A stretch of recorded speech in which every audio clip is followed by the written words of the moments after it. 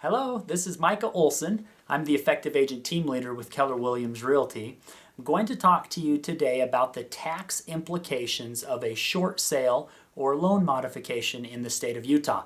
I'm going to give you a little disclaimer first. I am not a CPA. It is very important that you talk to a CPA who knows about debt forgiveness and real property to make sure that you get specific answers for your situation. But I'll be able to give you just a little bit of info here that will help you start that process.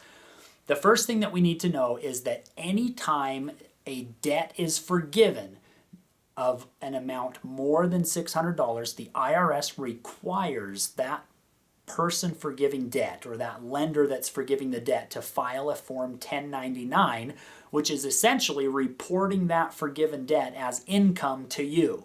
So if you sold a house and $200,000 of debt was forgiven, you're going to be getting a 1099 that's showing $200,000 of income. Now, before you freak out and get really concerned about that, there's a lot of different methods and ways to avoid having to count that as income in your income taxes. The first one comes from an IRS code. I believe it's called the Mortgage Debt Forgiveness Act or something like that. Homeowners Mortgage and Debt Forgiveness Act, Debt Relief Act, something along those lines. I can never quite get the names of these IRS things. They get long. And anyways, Google that and you'll be able to find it on the IRS webpage. That states that a homeowner who needs to sell their principal residence, the house that they were living in, and has debt forgiven does not currently need to treat that debt as income on their tax returns. There's a form that you can file that basically says, here's the debt that was forgiven, I lived in the house, I'm not going to pay taxes on it. That exemption is set to expire at the end of 2012. So if you're watching this video and it's 2013, 2014, or if we're close to the end of 2012, make sure that you're checking to see if that was actually renewed or if it was allowed to expire, because obviously that would have an impact on whether you can use that anymore. A couple of other ideas about the treatment of this income, so to speak, of forgiven debt.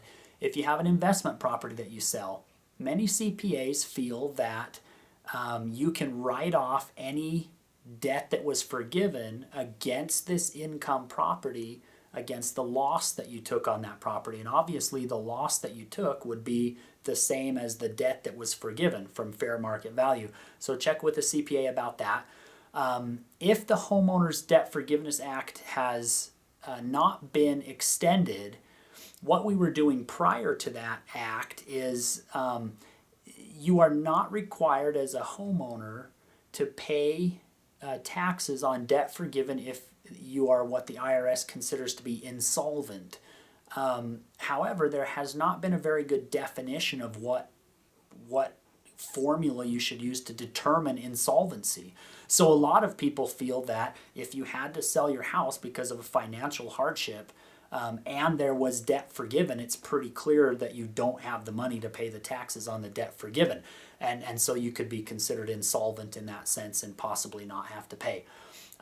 The year after you have done a short sale or had a principal reduction in a loan modification, which is very rare, that next year when you're filing your taxes for the prior year, that is not the year to use TurboTax. Go and get a real CPA, pay a couple $100. It may save you a lot of money and a lot of heartache down the road.